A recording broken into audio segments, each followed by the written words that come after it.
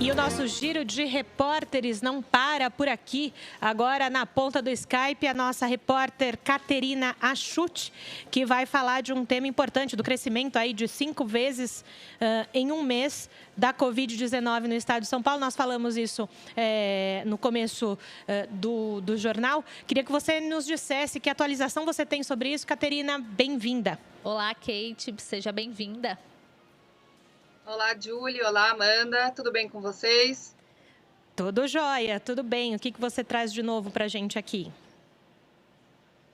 Bom, exatamente isso que você mencionou, né, Julie? Eu quero hoje falar um pouquinho sobre os números, né, que tangem aí a pandemia do novo coronavírus aqui no Brasil. Bom, as autoridades fizeram, então, um comparativo aí, né, do dia 1º de maio com o dia 1º de junho, que foi ontem, segunda-feira. Lembrando que o mês de maio tem aí 31 dias, né? Então, foi feito esse comparativo dos números justamente para a gente entender como que anda a evolução aqui da pandemia no Brasil. E realmente a evolução, ela é exponencial, ela chama muito a atenção de todas as autoridades, né? Só para vocês terem uma ideia, no dia 1º de maio, nós tínhamos aí um número de 6.329 mortes. Já no dia 1º de junho, como eu mencionei, que foi ontem, esse número subiu então para 29.937 mortes, ou seja, 5 vezes mais, né? Quando a gente fala de óbitos. E quando a gente fala também da curva aí de contaminação, também foi feita essa análise aí a partir dos números, né, do balanço aí do Ministério da Saúde, e também esse número teve um crescimento exponencial, né? Então, no dia 1º de maio, a gente tinha no Brasil aí 91.589 infectados.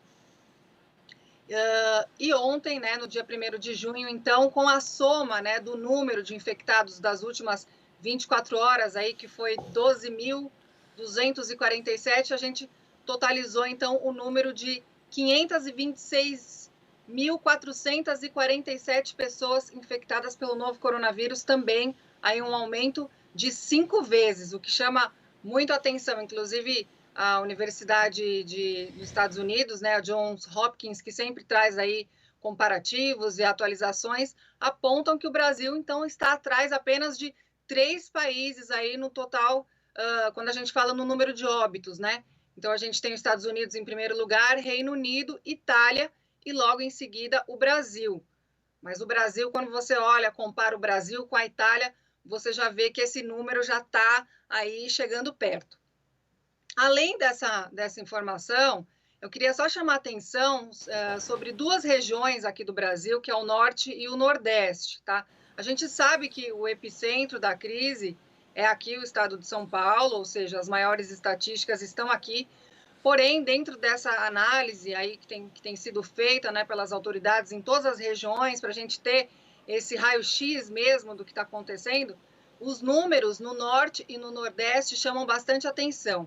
Essas 2 regiões, elas ocupam, então, aí as primeiras colocações entre as unidades da federação que tiveram uma maior alta nos números de casos da Covid-19 no último mês aí, né? Nesse mês de maio aí, lembrando que são 31 dias. Só reforçando, essas 2 regiões não são as regiões, então, com maior número de óbitos e contaminações. São regiões que tiveram, então, uma maior alta nos números. Inclusive, o estado com a maior alta do último mês foi Tocantins. Para vocês terem uma noção, o número, então, de casos subiu de 116 para 4.176 casos. Quer dizer, um crescimento muito grande aí no número de infectados.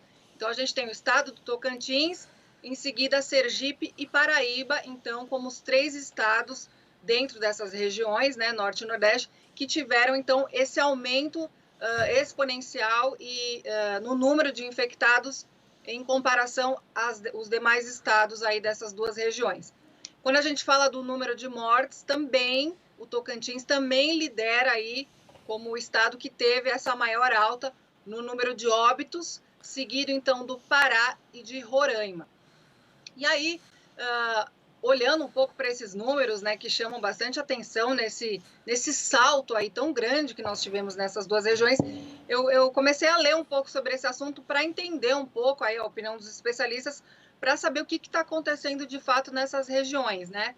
E aí eu vi um artigo escrito então pelo cientista Miguel Nicoleles, que ele é inclusive o coordenador do Comitê do Consórcio Nordeste.